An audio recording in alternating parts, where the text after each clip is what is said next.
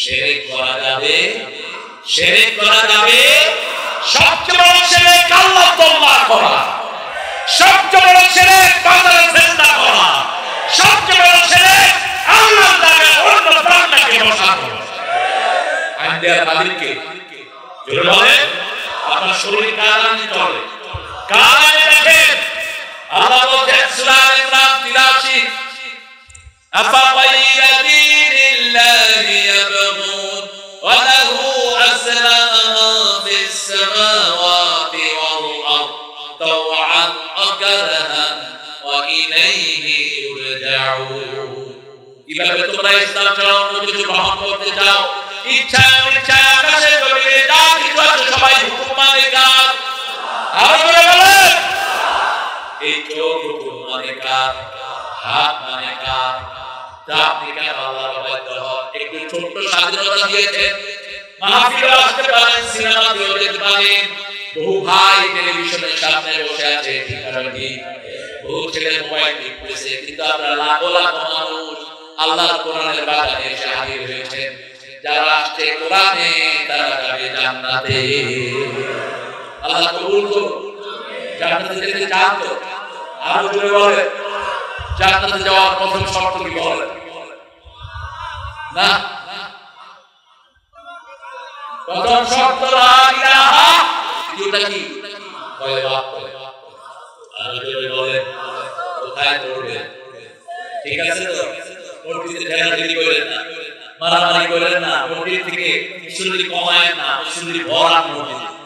এই মসজিদে যাব না, এই মসজিদে যাব না, এই হুজুর হাত ওখানে বাঁধছে, এই হুজুর হাত তোরা আমি কইছে আস্তে আমি কইছে সব ভুলে যা। মসজিদে যারাই যাবে তারাই জান্নাতে ঢুকে গেল। ঠিক আছে? কাউকে ফতোয়া দিয়ে বের করে দিবে, হাত যেখানে বাঁধবে হাত তো না বাঁধলেও নামাজ হবে, হবে না? কথা বলেন। আচ্ছা তা তুই হাত না, সে কি করবে? কি করবে বলেন? আবার দাঁড়িয়ে নিয়ে এমন ঠেলাঠেলি, একজন দাঁড়িয়ে উঠে কি করবে? আসলে আবার আপনাদের কাছে এক মুঠি পার হয়ে যেতে হবে, ও তো দাঁড়িয়ে লম্বা হয়ে যাও, করবে কি ঝুলাবে তো? এগুলো সামান্য ছোট্ট মাসলা। আমরা নামাজি কিনা আমরা দেখবো। আমার নবী বলেছেন নামাজি কিনা দেখো, কিবলার দিকে মুখ করে কিনা দেখো, জবাই করে খায় কিনা দেখো, তাহলেই ও আমার উম্মত, ও আল্লাহর জিম্মায় থাকে, আমি রাসূলের জিম্মায় থাকে। তিনটা জিনিস কয়টা? ঐক্যের ভিত্তি তিনটা।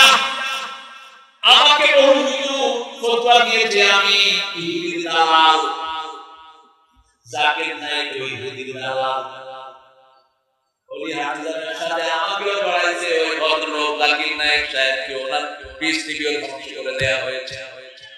5 বছর দেশে আসতে পারেন, আমি 5 বছর আমেরিকায় দাবি কাটিয়েছি দাওয়াতি কাজ করে। আর আমাদের দেশে বহু হুজুর আছেন সোনার চাঁদি তখন থেকে এখন আছে। কথা বলা গেল আমরা তাদেরকে উঠে দেই না, যদি তোবা করে আসে আসো, ঠিক আছে? সুবিধা বঞ্চিত দেশের মতো ওইগুলোর লোকেরা ছিল, তারাও আসো, আমরা তোমাদের দুশমন নই, তোমাদের বন্ধু। আমরা তাদের দুশমন যারা আমাদের কোরআনের ঘর ভেঙেছে, যারা আমার নবীর সুন্নাতকে ধ্বংস করেছে। ঠিক আছে? একটা ব্লগার রাসূলকে গালি দিয়েছে কিনা?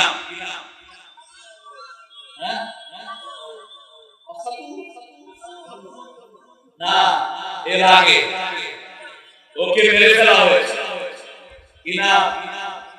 বলছে রাসূল নাকি উঠেছিলেন। আপনাদের ওই মন্ত্রী, প্রধানমন্ত্রী ওকে কি বলেছে জানেন? উনি হলেন পৃথিবীর মুক্তিযুদ্ধের নাকি প্রথম শহীদ। হা হা, সেই দিনই আমার তিনি উপহার দিয়েছেন, রাষ্ট্র থেকে টাকা দিয়েছেন ওই ব্লগার ফ্যামিলিতে। ধিক্কার জানাই তোকে, আল্লাহ যেন কোনদিন বাংলার কোন মাটি তোর কপালে না আনবা।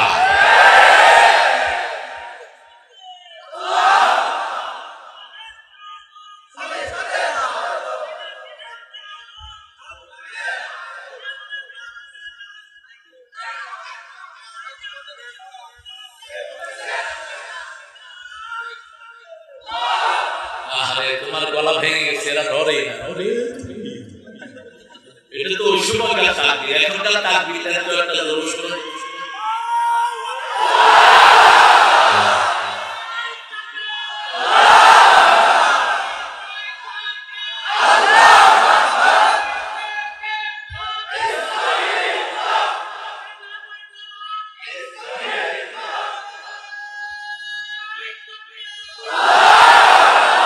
আল্লাহ কবুল করেন। আর চিৎকার করে বলি আমিন। প্রফেসর মুক্তার ভাই অপারেশন হয়েছে, আল্লাহ দোয়া করুন আল্লাহ যেন তাকে শাফা দান করেন। সারা জীবন দিনের রক্ত ভয় ছিলেন তিনি, ঠিক না ঠিক? আল্লাহ তাআলা হায়াতকে দারাজ করে দেন, আল্লাহ তাআলা পরিবারকে সান্ত্বনা দান করেন, তাকে তাড়াতাড়ি সুস্থ করে আমাদের মাঝে ফিরিয়ে আনেন। আরো আসতে বলেন আমিন, চিৎকার করে বলেন আমিন। আমি বললে তো দোয়াটা আপনার জন্য কবুল হবে, বলেন আমিন। রাসূল সাল্লাল্লাহু আলাইহি ওয়াসাল্লাম বর্ণনা করতে গিয়ে আল্লাহ বলেন আমিনু বিমা উনজিলা আলা মুহাম্মদ, মুহাম্মাদের উপরে যা কিছু নাযিল করেছি সবটার উপরে ঈমান আনো। আমরা বললাম আল্লাহ রাব্বুল আলামিন ঈমান না আনলে কি হবে? আল্লাহ বলেন নবী আলাইহিস সালাম আপনি বলেন লা ইউমিনু আহাদুকুম হাত্তা আকুনা হাওয়াহু তাবাআন লিমা জিতু বি, লা ইউমিনু আহাদুকুম হাত্তা আকুনা হাব্বা ইলাইহি মিন ওয়ালিদিহি ওয়া ওয়ালাদিহি ওয়ান নাস আজমাইন। ততক্ষণ পর্যন্ত তুমি মুমিন হবে না যতক্ষণ পর্যন্ত তোমার মন যেটা চায় সেটা যদি আমার নবীর সুন্নাত অনুযায়ী না হয় তুমি মুমিন হতে পারবা না। একজন লোককে সততার জন্য 3 বার পুরস্কার দিয়েছে, কয়বার? এত সব ছিলেন তিনি, সততার জন্য কয়বার পুরস্কার? 3 বার। আল জাজিরা টিভি তার ঘরে ঢুকে দেখে বাংলাদেশের 8,000 কোটি টাকা চুরি করে নিয়েছে। উনি সততার পুরস্কার পেয়েছেন, কি নাম জানি? হ্যাঁ, এটা বলেন। আজকে ওয়াকা আমাদের সেনাপতির একটা সাক্ষাৎকার এসেছে ফেসবুকে, ওয়াকারের বুকে গুলি ধরা হয়েছে, 4 জন সেনাপ্রধানের বুকে গুলি ধরা হয়েছে গণভবনে।